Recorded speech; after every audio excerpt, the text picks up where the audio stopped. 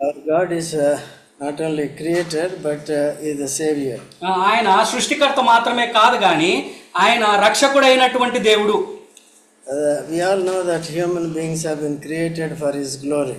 మనకందరికి కూడా తెలుసు, మానవులమైనటువంటి మనము ఆయన మహిమ కొరకే మనము సృజింపబడతా వచ్చున్నాం. When Adam and Eve sinned against God and they departed from the glory of God and the eternal life of God. ఎప్పుడైతే ఆదాము హవ్వలు పాపం చేస్తా వచ్చినారో వారు దేవుని మహిమ నుండి తొలగిపోయినటువంటి వారిగా ఉంటూ వచ్చినారు. They brought upon themselves curse and death. వారి జీవితాల్లో వారు శాపాన్ని అదే విధంగా మరణాన్ని కొని తెచ్చుకున్నటువంటి వారిగా వాళ్ళు ఉంటూ వచ్చినారు. So also having been born in them, we are also cursed and prone to death. కాబట్టి మనం కూడా ఆదాము సంతానంలో వచ్చినటువంటి వారమే కాబట్టి మనం కూడా ఆ యొక్క శాపానికి ఆ యొక్క మరణానికి పాత్రలమవుతా వచ్చినాం. So all the sinners and cursed people need a savior now. కాబట్టి పాపము చేసినటువంటి వారికి అందరికీ అదే విధంగా శాపములో ఉన్నటువంటి వారికి ఒక రక్షకుడు అవసరమై ఉన్నాడు. So that savior must be a holy one. కాబట్టి ఆ యొక్క రక్షకుడు పరిశుద్ధుడై ఉండాలి. There is none holy except our God the creator. కాబట్టి మనం గమనించినట్లయితే ఆ యొక్క సృష్టికర్త అయినటువంటి దేవుడు తప్ప ఇంకొక పరిశుద్ధుడైనటువంటి దేవుడు లేడు. So in order to propitiate our sin, God had to come into this world. కాబట్టి మన యొక్క పాపాన్ని తీసివేయడానికి లేకపోతే దాన్ని నిర్మూలించడానికి దేవుడే మానవుని రూపంలో ఈ లోకానికి వస్తా వచ్చినాడు. Why God had to come? ఎందుకు దేవుడే రావాల్సి వచ్చింది? Because for the remission of our sins, holy blood must be shed. కాబట్టి మన యొక్క పాపములు పరిహరించబడాలంటే ఆ యొక్క పరిశుద్ధుని యొక్క రక్తం చిందింపబడాలి. Without shedding of blood, there is no remission for our sins. కాబట్టి పాపం చిందింపబడకుండా మన యొక్క పాపాలకి పరిహారము లేదు. So there is none holy in this world. కాబట్టి ఈ లోకములో పరిశుద్ధుడైనటువంటి వారు ఎవరు కూడా లేరు. All those who are born through Adam race, we are all sinners. కాబట్టి ఎవరైతే ఆదాము వంశావళి నుంచి లేకపోతే ఆదాము నుంచి వచ్చినటువంటి వారు ఉన్నారో వాళ్ళందరూ కూడా మనమందరం కూడా పాపులమే. Some people having born in sin, they call themselves as righteous and holy people. కాబట్టి కొంతమంది వాళ్ళు పాపములో పుట్టినప్పటికి కూడా వాళ్ళు నీతిమంతులమని అదే విధంగా పరిశుద్ధులమని చెప్పుకుంటా వస్తారు. So they won't. కానీ ఆ విధంగా కాదు, వాళ్ళు కాదు. They deceive themselves. కాబట్టి తద్వారా వారిని వారే మోసపుచ్చుకునేటువంటి వారిగా ఉంటూ వస్తుంటున్నారు. So God is a spirit. దేవుడు ఆత్మై ఉన్నాడు.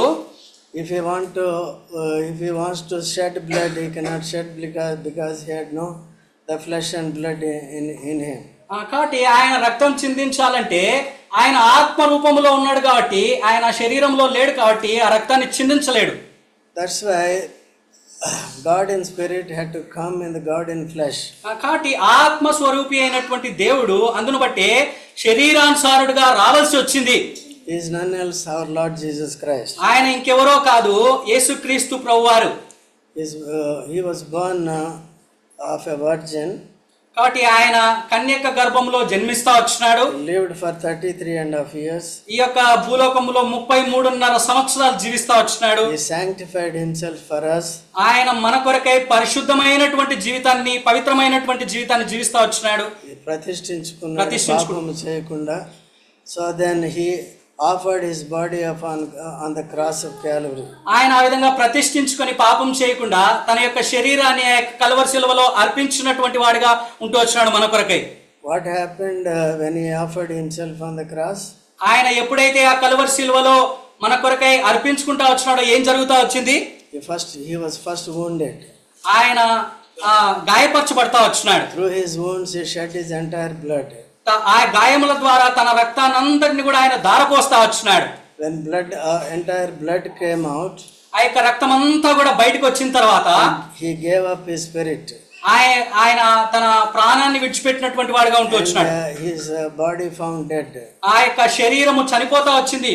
And that body was buried. ఆ యొక్క శరీరము పాతి పెట్టబడతా వచ్చింది. And he rose up again on the third day. ఆయన తిరిగి మూడవ దినమున సజీవుడిగా లేస్తా వచ్చినాడు. And we went up into heavens. అంతేకాదు ఆయన తిరిగి ఆ యొక్క పరలోకానికి ఆరోహణమైనటువంటి వాడిగా ఉంటూ వచ్చినాడు. He is going to come again for the second time. ఆయన రెండవ మారు తిరిగి మన కొరకై రానై ఉన్నాడు. To establish his own kingdom.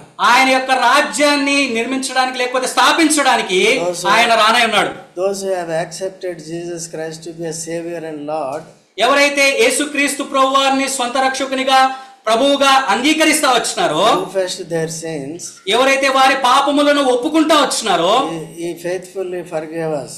ఆయన మనల్ని ఎంతో నమ్మకంగా ఆయన మనల్ని క్షమిస్తా వచ్చినాడు. Cleansed from us from all our sin. మన పాపములన్నిటి నుంచి ఆయన క్షమించి వేస్తా వచ్చినాడు, కడుగుతా వచ్చినాడు by his own blood. ఆయన రక్తం ద్వారా. That's how we became holy people. ఆ విధంగా మనం పరిశుద్ధమైనటువంటి జనాంగంగా మనం మారుతా వచ్చినాం. Peter writes, పేతురు ఈ విధంగా రాస్తా ఉంటున్నాడు. 1 Peter chapter 2 verse 9. మొదటి పేతురు 2వ అధ్యాయము 9వ వచనం. పేతురు రాసినటువంటి మొదటి పత్రిక 2వ అధ్యాయం 9వ వచనం. Not 9th verse, please read 10th verse. 9వ వచనం కాకపోతే 10వ వచనం చదవండి. అయితే మీరు చీకటిలో నుండి ఆశ్చర్యకరమైన తన వెలుగులోనికి మిమ్మల్ని పిలిచిన వాని గుణాతిశయములను ప్రచురము చేయు నిమిత్తము ఏర్పరచబడిన వంశము, రాజులైన యాజక సమూహమును, పరిశుద్ధ జనమును, దేవునికి సొత్తైన ప్రజలునై ఉన్నారు. So we are holy people. కాబట్టి ఇక్కడ మనం గమనించినట్లయితే మనం పరిశుద్ధ జనము, a treasure unto himself. మనము ఆయన ప్రజలమై ఉన్నాం. We became a peculiar people unto him. మనము ఆయన సొత్తైనటువంటి వారంగా లేకపోతే ఆయనకు ప్రత్యేకింపబడినటువంటి వారంగా మనం ఉంటూ వస్తున్నాం. వింతైన జనముగా. We are not like worldly people. మనము ఈ లోకములో ఉన్నటువంటి వారిగా కాదు. When we were not in Christ, we were people like worldly people. కాబట్టి మనము యేసుక్రీస్తు ప్రభువారిని ఎరక ముందు అంగీకరించక ముందు మనం ఈ లోకములో ఉన్నటువంటి వారిగానే మనము జీవిస్తూ వచ్చినాం. We were ordinary people with them. మనము వారితో కూడా సమానంగా ఉంటూ వచ్చినాం. They are countless people. మనం ఎన్నిక లేనటువంటి వారంగా ఉంటూ వచ్చినాం. And then we became a peculiar people to God. కానీ మనం ఎప్పుడైతే ఆయన ఎరుగుతా వచ్చినామో మనం వింతైన జనముగా అవుతా వచ్చినాం. That we worship him. ఆ విధంగా మనం ఆయన్ని ఆరాధించడానికి. So that is the reason God has chosen us. అందును బట్టి దేవుడు మనల్ని ఏర్పరచుకుంటా వచ్చినాడు. We regard prayer is more significant than the worship. మనము అనేక మార్లు ప్రార్థన ఎంతో ప్రాముఖ్యము, ఆరాధన కంటే ఎంతో ప్రాముఖ్యమైందని అనుకుంటా వస్తాం. So worship is also first and foremost service that we render unto God. కాబట్టి ఆరాధన కూడా అది మొదటి సేవ అయింది ఆయనకి. మనము అది ఆయనకి అర్పించేటువంటి వారంగా మొట్టమొదటిగా మనం ఆయనకి అర్పించేటువంటి వారంగా మనం ఉంటూ రావాలి. What did Israelites do when they were delivered from Egypt? Crossed Red Sea. కాబట్టి ఇశ్రాయేలీయులు ఆ యొక్క ఐగుప్తులోంచి విడిపింపబడిన తర్వాత ఎర్ర సముద్రం దాటిన తర్వాత ఇశ్రాయేల్ ఏం చేస్తా వచ్చినారు? They worshipped God. కాబట్టి దేవుణ్ణి ఆరాధించినటువంటి వారిగా ఉంటూ వచ్చినారు. They sang the song of deliverance. కాబట్టి విడుదలతో కూడుకున్నటువంటి ఆ కీర్తనని పాడుతూ వచ్చినారు. విమోచన గీత. How God worked for them to deliver them, to save them. కాబట్టి ఏ విధంగా దేవుడు వారిని ఆ యొక్క ఐగుప్తు బంధకాల్లోంచి విమోచించినాడో ఆ యొక్క విమోచన గీతాన్ని వాళ్ళు పాడుతూ వచ్చినారు. So we must also, having been saved from sin and Satan, కాబట్టి మనం కూడా ఆ యొక్క పాపము నుంచి సాతాను నుంచి విమోచింపబడినటువంటి మనం కూడా we also need to worship him. మనం కూడా ఆయన్ని ఆరాధించేటువంటి వారంగా ఉంటూ రావాలి. We need to praise him. మనం ఆయన్ని స్తుతించేటువంటి వారంగా ఉంటూ రావాలి. That's what we read in Psalm 18. అదే మనము ఈ యొక్క కీర్తనలు 18వ అధ్యాయంలో మనం చదువుకుంటా వచ్చినాం. Here David was worshiping. ఇక్కడ దావీదు ఆయన్ని ఆరాధిస్తా ఉంటున్నాడు. He is not praising. ఆయన స్తుతించట్లేదు గాని but he was worshiping. ఆయన్ని ఆరాధిస్తా ఉంటున్నాడు. What is the difference between worship and praise? ఆరాధనకి స్తుతికి తేడా ఏంటి? You find praise in Psalm 136. కాబట్టి ఆ యొక్క స్తుతి అనేటువంటిది కీర్తన 136వ అధ్యాయంలో మనం కనుగొంటూ వస్తాం. In 18th Psalm we say worship. ఆ యొక్క 18వ అధ్యాయంలో ఈ కీర్తనలు 18వ అధ్యాయంలో మనము ఆరాధన చూస్తాం. Worship based on what has God done to you. కాబట్టి ఈ యొక్క ఆరాధన అంటే దేవుడు మనకి ఏం చేసినాడో దాన్ని ఆధారం చేసుకొని ఉంటుంది.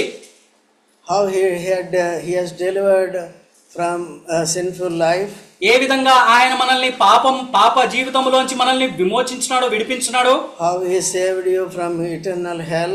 ఆ యొక్క నిత్య నరకము నుంచి మనల్ని ఏ విధంగా కాపాడుతా వచ్చినాడో, రక్షిస్తా వచ్చినాడో. How you received eternal life and heavenly blessings. ఏ విధంగా మన పరలోక సంబంధమైనటువంటి ఆశీర్వాదాలని, అదే విధంగా నిత్యత్వాన్ని మనం పొందుకుంటా వచ్చినామో. That is one thing for our worship. అది మనం ఆరాధన చేసేటువంటి వారంగా ఉంటురాలి. And the next thing in our warfare, spiritual warfare, how he was dealing with our problems and delivering us from day to day. కాబట్టి రెండోదిగా మనం గమనించినట్లయితే ఈ యొక్క ఆత్మ సంబంధమైనటువంటి యుద్ధములో ఏ విధంగా ఆయన మనకు సహాయం చేసి ప్రతిదినము మనల్ని నడిపిస్తా ఉంటున్నాడో, ఆ యొక్క వాటి నుంచి తప్పిస్తా ఉంటున్నాడో, వాటి నిమిత్తమై మనం ఆరాధన చేయాలి. Through prayer we depend upon him for victory.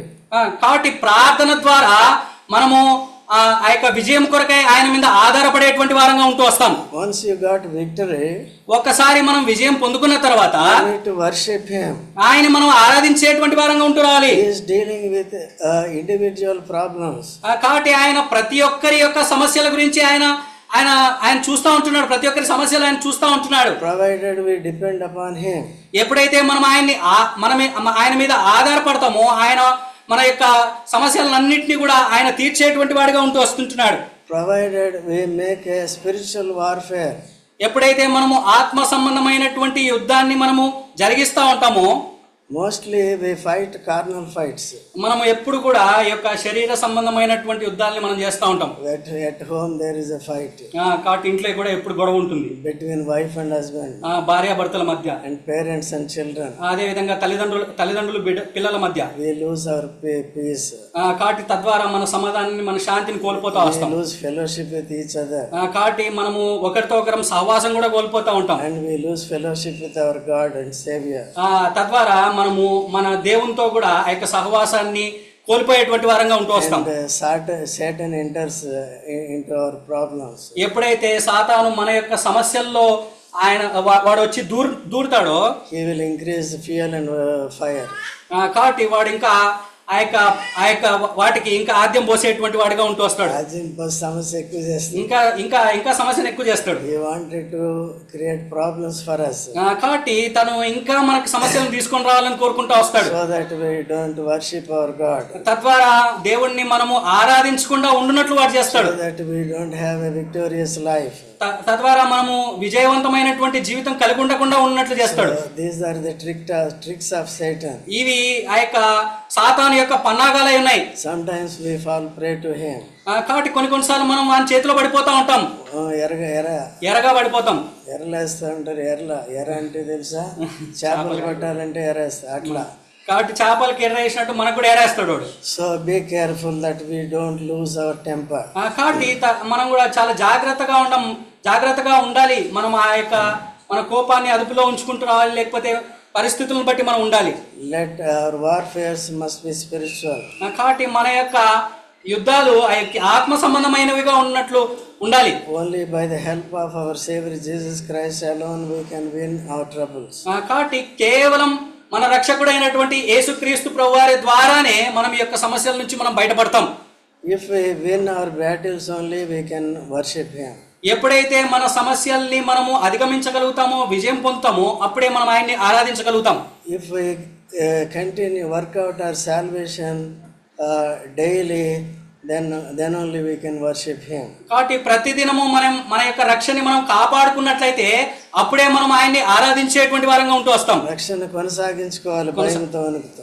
కాబట్టి భయముతో వణుకుతో మనం రక్షణని కొనసాగించాలి. Work out our salvation by the help of our saviour Jesus Christ. కాబట్టి మన యొక్క రక్షకుడైనటువంటి యేసుక్రీస్తు ప్రభువారి సహాయంతో మనం ఆ యొక్క రక్షణని కొనసాగించేటువంటి వారంగా ఉంటురాలి. Today most believers cannot worship God with zeal. కాబట్టి ఈ దినాల్లో క్రైస్తవులైనటువంటి వారు ఆ యొక్క ఎంతో ఉత్సాహంతో దేవుణ్ణి ఆరాధించేటువంటి వారిగా లేరు. Because they are not working out their salvation on daily basis. ఎందును బట్టి అంటే వారు ప్రతిదినము వారి యొక్క రక్షణని కొనసాగించేటువంటి విషయంలో వారు జాగ్రత్తగా లేరు కాబట్టి having lots of failures. వారి జీవితాల్లో అనేకమైనటువంటి ఓటములు, They are entangling in the nets of Satan. కాబట్టి ఆ యొక్క సాతాను వేసినటువంటి ఆ యొక్క వలలో చిక్కుకుపోతా ఉంటున్నారు. We must look to our Lord. He will drag us back. కాబట్టి మనము మన రక్షకుడైనటువంటి దేవుని వైపు మనం చూసినట్లయితే ఆయన మనల్ని వాటి నుంచి బయటికి తీసుకొచ్చేటువంటి వాడిగా ఉంటూ We వస్తాడు. need to work out like that. ఆ విధంగా మనము మన రక్షణని కొనసాగించాలి. All the lifetime we will have this kind of warfare. కాబట్టి మనం జీవిత కాలం అంతా కూడా మనం ఇటువంటి యుద్ధాన్ని మనం ఎదుర్కోవాలి. That's what David experienced. అదే ఈ యొక్క దావీదు కూడా తన జీవితంలో ఎదుర్కొంటా వచ్చినాడు. Now you read verse 1. ఇప్పుడు మనం మొదటి వచనం మనం చదివినట్లయితే, యెహోవా నా బలమా, నేను నిన్ను ప్రేమించుచున్నాను. What is his strength? ఈ ఆయన బలం ఏమైనారు? ఎవరు? Lord himself. దేవుడే. This is spiritual strength. ఇది ఆత్మ సంబంధమైనటువంటి బలము. You may say, I eat one chicken every day, I am strong. కాబట్టి నేను ప్రతిదినం చికెన్ తింటా కాబట్టి నేను బలంగా ఉంటాను చెప్పొచ్చు. If you do like that, so Godavari will come out of you. ఆ విధంగా చేసలే గోదావరి ఆనకట్టలు తెంచుకుంటుంది అట్లే. So our Lord is our strength, spiritual strength. కాబట్టి మన దేవుడు మన శక్తి అయినాడు, మన బలమై ఉన్నాడు, ఆత్మ సంబంధమైనటువంటి బలము. Are you using your carnal strength? కాబట్టి నీ శరీర సంబంధమైనటువంటి బలాన్ని ఉపయోగిస్తా ఉంటున్నావా? David testifies that my strength is my Lord. కాబట్టి చూడండి, దావీదు ఈ విధంగా సాక్ష్యం ఇస్తా ఉంటున్నాడు. ఏమనంటే, యెహోవా నా బలము. That's how I could defeat whom? Goliath. అందును బట్టే నేను గొలయాత్ని నేను ఓడించగలుగుతా వచ్చినాను చెప్తా వచ్చినాడు. And even he killed him. అంతేకాదు ఆయన చంపివేస్తా వచ్చినాడు, గొలియాతుని చంపుతా వచ్చినాడు. Such a mighty man of valor. కాబట్టి ఎంత గొప్ప వ్యక్తి, ఆయన పరాక్రమం కలిగినటువంటి వాడు గొలియాతు. But David, though shorter, but he had mightier power than Goliath. కాబట్టి దావీదు మనం గమనించినట్లయితే బాలుడుగా ఉంటూ వచ్చినాడు, అయినప్పటికీ కూడా గొలియాతు కంటే ఎక్కువ బలం కలిగి ఉంటా వచ్చినాడు. Do we have this kind of testimony in us? కాబట్టి ఇటువంటి సాక్ష్యము మన జీవితాల్లో మనం కలుగున్నామా? Then we can worship. ఎప్పుడైతే మనం అటువంటి సాక్ష్యం కలుగుంటామో అప్పుడే మనం ఆయన్ని ఆరాధించగలం. Jesus is our strength. యేసుక్రీస్తు ప్రభువారు మన శక్తి అయి ఉన్నాడు, మన బలము. So through Jesus Christ alone we get wisdom of God. కాబట్టి యేసుక్రీస్తు ప్రభువారి ద్వారానే మనము ఆ యొక్క దేవునికి సంబంధించినటువంటి జ్ఞానాన్ని పొందుకోగలం. Through Jesus Christ alone we get godly redemption. యేసుక్రీస్తు ప్రభువారి ద్వారానే మనము ఆ యొక్క దైవిక సంబంధమైనటువంటి విమోచనని మనం పొందగలుగుతా వస్తాం. Righteousness and holiness. నీతి, అదే విధంగా పరిశుద్ధత. Without Christ, so we cannot be holy people. కాబట్టి యేసుక్రీస్తు ప్రభువారు లేకుండా మనం పరిశుద్ధంగా లేము. So he is our strength for our spiritual life. ఆయన మన యొక్క ఆత్మ సంబంధమైనటువంటి జీవితానికి ఆయన బలమై ఉన్నాడు. He is our strength for our salvation. మన యొక్క రక్షణకి ఆయన బలమై ఉన్నాడు. That's why we need to worship him. అందును బట్టి మనం ఆయన్ని ఆరాధించేటువంటి వారంగా మనం ఉంటూ రావాలి. So then what is the second verse say? రెండవ వచనం ఏంది? యెహోవా నా శైలము, నా కోట, నన్ను రక్షించువాడు, నా కేడము, నా రక్షణ శృంగము, నా ఉన్నత దుర్గము, నా దేవుడు, నేను ఆశ్రయించి ఉన్న నా దుర్గము. So if you just read one time, you cannot understand his experiences. కాబట్టి మనం ఒక్కసారి చదివితే ఆయన యొక్క అనుభవాలని మనం అర్థం చేసుకోలేము. Every day at least you read. ప్రతిదినము మనం చదివినట్లయితే, you read and same copy this worship. కాబట్టి మనం ఇది చదివి దాన్నే మనము ఆరాధించినట్లయితే, attaching your own spiritual experiences. కాబట్టి మన యొక్క స్వంత ఆత్మ సంబంధమైనటువంటి జీవితాన్ని దానికి అనుకరించి మనం ఆ విధంగా ఆరాధించినట్లయితే, he says Lord is my rock. కాబట్టి ఇక్కడ మనం చూసుకున్నట్లయితే యెహోవా నా శైలము. Who is our rock? మన శైలం ఎవరు? Rock is a sure foundation for our spiritual and eternal life. Rock. Who is rock? ఎవరు మన దుర్గము? Our rock Jesus Christ. కాబట్టి యేసుక్రీస్తు ప్రభువారే మన దుర్గమై ఉన్నాడు. Our rock is a perfect rock. కాబట్టి ఆయన సరైనటువంటి దుర్గమై ఉన్నాడు. We stand upon our rock Jesus Christ. కాబట్టి యేసుక్రీస్తు ప్రభువారు అనేటువంటి బండ మీద మనం నిలబడాలి. We can never be slipped. కాబట్టి ఎప్పుడైతే మనం ఆ విధంగా ఉంటే మనము పక్కకి తొలగిపోం, లేకపోతే కిందికి పడిపోం. So he is our strong foundation in spiritual life. కాబట్టి మన యొక్క ఆత్మ సంబంధమైనటువంటి జీవితంలో ఆయన గట్టి పునాది అయి ఉన్నాడు. We are being built upon this rock of Jesus Christ. కాబట్టి యేసుక్రీస్తు ప్రభువారు అనేటువంటి బండ మీద మనం కట్టబడి ఉండాలి. Even David also testified the same. అదే దావీదు కూడా ఆయన సాక్ష్యం ఇస్తా ఉంటున్నాడు. Without rock, he was in the mere land, కాబట్టి sinking land, కాబట్టి ఆ యొక్క sinking clay. కాబట్టి బండ మీద లేకపోతే ఆయన కృంగిపోయేటువంటి ఆ యొక్క భూమి మీద ఉంటా ఉంటున్నాడు. But he made God his rock. అయితే ఆయన దేవుణ్ణి తన బండగా లేకపోతే దుర్గంగా చేసుకుంటూ వచ్చున్నాడు. And his fortress. అంతేకాదు ఆయన కోట And deliverer. అంతేకాదు రక్షించేటువంటి వాడు. The worldly kings had this worldly fortresses. కాబట్టి ఈ యొక్క లోక సంబంధమైనటువంటి రాజులకి లోకములో ఈ యొక్క కోటలు ఉంటా వస్తాయి. They used to hide in them. కాబట్టి వాటిలో వారు దాక్కునేటువంటి వారిగా ఉంటూ వస్తారు. When the enemies try to attack them, they hide. కాబట్టి ఎప్పుడైతే శత్రువులు వారి మీద దాడి చేసినప్పుడు వాళ్ళు అక్కడ దాక్కునే వారిగా ఉంటూ వస్తారు. Or they fight from those fortresses. లేకపోతే ఆ యొక్క కోటలోంచి వాళ్ళు వారి మీద యుద్ధం చేసేటువంటి వారిగా ఉంటూ వస్తారు. But for David, అయితే దావీదుకి no built fortresses. కాబట్టి ఆ యొక్క కట్టినటువంటి కోట ఏది లేదు కానీ But God alone. దేవుడు మాత్రమే ఆయన కోట అయి ఉన్నాడు. Even for us, we have the same privilege what David had. కాబట్టి దావీదుకి ఏదైతే ఉందో అదే మనం కలిగి ఉంటా వచ్చున్నాం. Our fortress is Lord Jesus Christ. మన యొక్క కోట యేసుక్రీస్తు ప్రభువారై ఉన్నాడు. Our spiritual rock is Jesus. మన యొక్క ఆత్మ సంబంధమైనటువంటి బండ యేసుక్రీస్తు ప్రభువారు. Our fortress is Jesus Christ. అంతేకాదు మన కోట యేసుక్రీస్తు ప్రభువారు. Our deliverer is our Jesus Christ. మనల్ని విమోచించినటువంటి వాడు లేకపోతే మనల్ని రక్షించినటువంటి వాడు కూడా యేసుక్రీస్తు ప్రభువారు. He says, my God, my strength, in whom I will trust. కాబట్టి చూడండి ఆయన అంటూ ఉంటున్నాడు, నా కేడము నా రక్షణకు నా దుర్గము నా దేవుడు అంటున్నాడు. All that we need is trust. కాబట్టి మనం కలిగి ఉండాల్సింది ఏంటంటే నమ్మకం కలిగి ఉండాలి. He will surely deliver us. కాబట్టి ఆ విధంగా మనం నమ్మకం కలిగి ఉన్నప్పుడు ఆయన ఖచ్చితంగా మనల్ని విడుదల చేసేటువంటి వాడిగా ఉంటూ వస్తాడు. Throughout his life, God delivered them. కాబట్టి తన జీవితం అంతట్లో కూడా దేవుడు ఆయన్ని విడిపించినటువంటి వాడిగా రక్షించినటువంటి వాడిగా ఉంటూ వచ్చినాడు. Though he killed Goliath, after some time he fell into sin. కాబట్టి గొలియాతును చంపినప్పటికి కూడా కొన్ని దినాలైన తర్వాత కొంత సమయం అయిన తర్వాత ఆయన పాపంలో పడిపోతా వచ్చినాడు. Because of the temptations from Satan. కాబట్టి సాతాను నుంచి వచ్చేటువంటి శోధనలను బట్టి. But still he depended upon God. God forgave him. అయితే ఆయన దేవుని మీద ఆధారపడినటువంటి వాడిగా ఉంటూ వచ్చినాడు. దేవుడు ఆయనకి సహాయం చేస్తా వచ్చినాడు.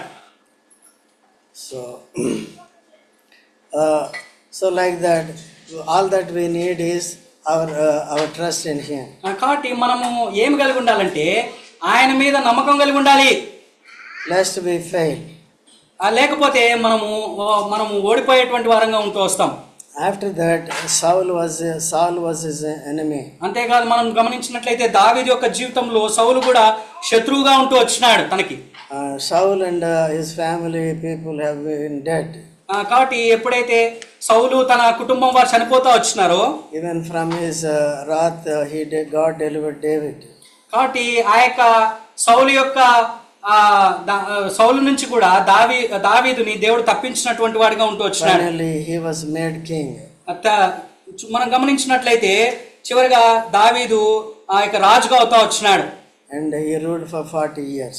ఆయన ఆ యొక్క 40 సంవత్సరాలు ఆయన ఏల్తా వచ్చినాడు ఇశ్రాయేలుని. That's how he finished his life. ఆ విధంగా ఆయన తన జీవితాన్ని ముగించినటువంటి వాడిగా ఉంటూ వచ్చినాడు. What did he do all his lifetime? ఆయన తన జీవితం అంతట్లో కూడా ఏం చేస్తా వచ్చినాడు? He fought a good fight of faith. కాబట్టి ఆయన చక్కని పోరాటాన్ని పోరాడినటువంటి వాడిగా ఉంటూ వచ్చినాడు, విశ్వాసంతో కూడుకున్నటువంటి పోరాటాన్ని. Even the same testimony Apostle Paul also gave. ఇదే సాక్ష్యం అపోస్తలుడైనటువంటి పౌలు కూడా ఇస్తా ఉంటున్నాడు. I fought a good fight of faith. నేను విశ్వాసంతో కూడుకున్నటువంటి సరైనటువంటి పోరాటాన్ని పోరాడుతూ వచ్చిన. Now మంచి పోరాటం పోరాడితిని, నా పరుగు కడముట్టించితిని, నీతి కిరీటం. So if you keep your faith, you will get a righteous crown. కాబట్టి మనం ఎప్పుడైతే మనం విశ్వాసంలో కొనసాగుతామో మనము ఆ యొక్క నీతి కిరీటాన్ని పొందుకునేటువంటి వారంగా ఉంటూ వస్తాం. Because by faith we receive righteousness. ఎందును బట్టి అంటే విశ్వాసము ద్వారా మనము ఆ యొక్క నీతిని పొందుకుంటా వచ్చినాం. So you can read all this 18th psalm so that you can understand what is worship. కాబట్టి ఈ యొక్క కీర్తనలు 18వ అధ్యాయం అంతా కూడా మనం చదివినట్లయితే ఆ యొక్క ఆరాధనని మనము చూడవచ్చు. Time and again. Here it says right from verse 1, I will. In third verse, I will. In everywhere, I will. That means personal. నేను నిన్ను అని చెప్తా ఉంటున్నాడు, అంటే వ్యక్తిగతంగా చెప్తా ఉంటున్నాడు. But in Psalm 136, I'm going to finish now. కొంచెం నేను ముగిస్తాను. చూడండి, కీర్తన 136 మనం గమనించినట్లయితే Read from verse 1. మొదటి వచనము, యెహోవా దయాళుడు, ఆయనకు కృతజ్ఞతాస్తుతులు చెల్లించుడి, ఆయన కృప నిరంతరముండును. దేవదేవునికి కృతజ్ఞతాస్తుతులు చెల్లించుడి, ఆయన కృప నిరంతరముండును. ప్రభువుల ప్రభువునకు కృతజ్ఞతాస్తుతులు చెల్లించుడి, ఆయన కృప నిరంతరముండును. ఆయన ఒక్కడే మహాశ్చర్య కార్యములు చేయువాడు, ఆయన కృప నిరంతరముండును. This is called praise. ఇది స్తుతి అంటే. What is telling? ఇక్కడ ఏం చెప్తా ఉంటున్నాడు? Oh, give thanks to the Lord for his what? For his what? Good. Dayaludu. Okay. He was good for me and good to everyone too. ఆయన నాతో కూడా మంచిగా ఉన్నాడు, మీతో కూడా మంచిగా ఉన్నాడు, అందరితో మంచిగా ఉన్నాడు. So you give him thanks. అందును బట్టే మీరు కృతజ్ఞతాస్తుతులు చెల్లించాలి. మూడవ వచనం, ప్రభువుల ప్రభువునకు కృతజ్ఞతాస్తుతులు చెల్లించుడి, ఆయన కృప నిరంతరముండును. ఆయన ఎవరు? Lord of Lords. ప్రభువుల ప్రభు ఆయన. This is what happened outside himself. కాబట్టి ఇది తన వ్యక్తిగత జీవితంలో కాకుండా బాహాటముగా జరిగినటువంటిది. So this is universal. ఇది సార్వత్రికమైనటువంటిది. So when we say creator God, it is universal. కాబట్టి మనం సృష్టికర్త అయినటువంటి దేవుడు అని చెప్పినప్పుడు అది సృష్టి అంతటికి సంబంధించినటువంటి సార్వత్రికమైనటువంటిది. When you say my God, that is a relationship. కాబట్టి ఎప్పుడైతే నా దేవుడు అని చెప్తామో అది ఆయనతో ఉన్నటువంటి సంబంధం. That is a worship. అదే ఆరాధన అంటే. My savior, నా యొక్క రక్షకుడు. my linked with God with worship. కాబట్టి మన సొంత అనుభవము మనము అది ఆయనతో కలిగినటువంటి సంబంధము, సహవాసం. So read entire 136 Psalm and you will find praise, how he praised. కాబట్టి ఈ యొక్క కీర్తన 136 అంతా కూడా మనం చదివినట్లయితే మనం ఏ విధంగా స్తుతించాలి, ఏ విధంగా కృతజ్ఞతాస్తుతులు చెల్లించాలని చెప్పబడుతుంది. So what should we do now? కాబట్టి మనం ఇప్పుడు ఏం చేయాలి? Worship. మనం ఆయన ఆరాధించాలి. What about praise? Do it at home. కాబట్టి ఏదైతే స్తుతి చెల్లించాలో అది ఇంటి దగ్గర చెల్లించండి. What is he? ఆయన ఎవరు? What is he universally? ఆయన సార్వత్రికంగా లేకపోతే ఆయన సంపూర్ణంగా ఏమైనాడు? All those things have been written in Psalm 136. Please read daily, at least 5 verses daily, memorize. కాబట్టి కీర్తన 136 అధ్యాయంలో ఆయన ఈ లోకానికి ఏమై ఉన్నాడో తెలియజెప్పబడుతూ వచ్చింది. కాబట్టి ప్రతిదినం కూడా 5 వచనాలు చదివి వాటిని కంఠస్థం చేయండి. And not only first 5, ప్రతిదినము 5 వచనాలు, entire chapter. ఆ విధంగా ప్రతి అధ్యాయం అంతా చదవండి. And 18th also 5 verses. కాబట్టి 18వ అధ్యాయం కూడా ప్రతిదినము 5 వచనాలు ఆ విధంగా చదువుకుంటా కంఠస్థం చేయండి. How many are going to do that? ఎంతమంది చేస్తారు? చేతులు లేవు, వీళ్ళు చేతులు కట్ చేయండి. Cut your hands. కాబట్టి విల్ గో టు వర్షిప్. కాబట్టి మనం ఆ విధంగా